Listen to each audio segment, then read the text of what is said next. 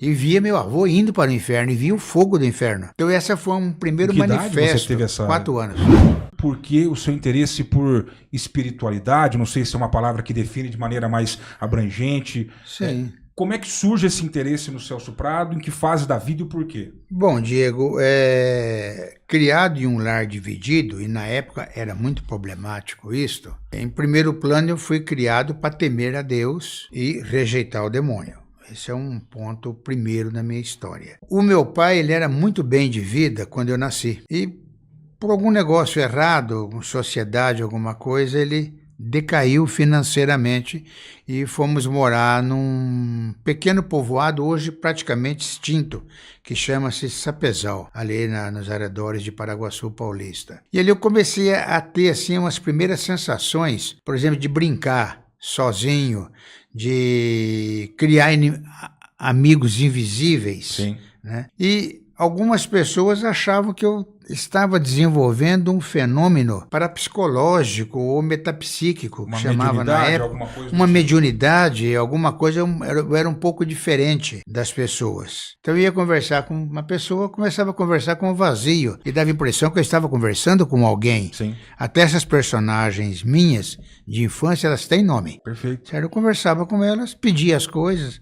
alguém até viu movimentar objeto, não me lembro, mas viu. Sim. Quando meu avô paterno faleceu, existia muito esse negócio de céu e inferno. Então, o inferno, um negócio escabroso. E eles falavam que o meu avô tinha algumas coisas assim que não era muito santa. Tá. Certo? Não era para ir para o céu direto. E eu, na morte dele, eu tive sonhos, pesadelos, de cobras puxando, de alguma coisa puxando. E eu entrei num desespero e comecei a falar coisas. E tinha uma senhora ali, que provavelmente uma benzedeira, e ela conclamou a todos fazer uma oração por mim. Quer dizer, nunca ninguém foi proibido de chorar em velório, mas o que eu estava fazendo era um escarcéu. Tinha 4 anos apenas, mas... E via meu avô indo para o inferno, e via o fogo do inferno. E eu tentando pegar, e alguém tentando puxar meu avô. Então essa foi um primeiro manifesto. Que idade você teve essa... 4 anos. Com 4 anos? Com 4 anos. E você se recorda com vivacidade dessa... Eu recordo da minha infância até anterior a isso. Caramba. Eu tenho uma facilidade para isso. E você teve essa experiência, não é bom. Então?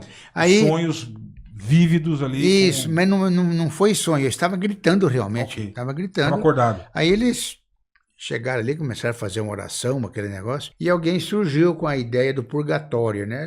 A Igreja Católica tem, se ele não fosse pro céu, também ele não ia pro inferno, não, porque Deus é bom, Deus é amor, teria o purgatório para ele ficar... Só para relembrar, nesse momento na sua casa, quais eram as religiões ali? Eram presbiteriana, isso, e católica. Okay. Meu pai fanático católico, padrista, Sim. Né? E minha mãe...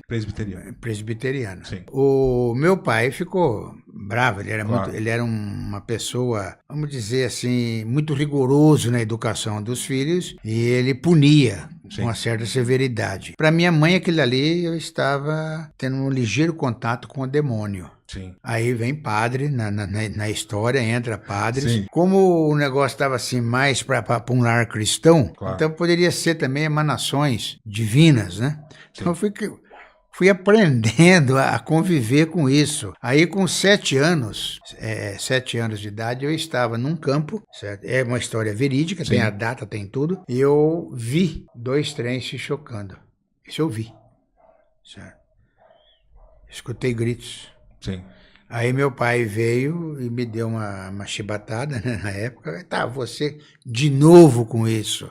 Então não era a primeira vez. Quando nós chegamos ao patrimônio, estávamos numa fazenda, até o fazendeiro falou pro meu pai, não, calma, deixa o menino, ele está assustado, né? Tal. Chegamos no patrimônio, tinha acontecido. Um acidente de trem.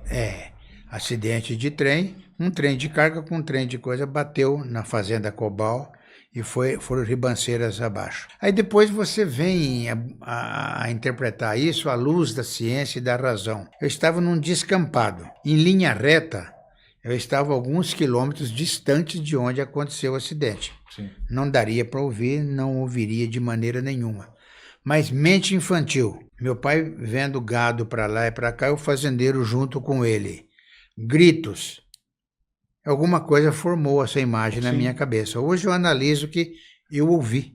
Foi sugestionado de alguma forma?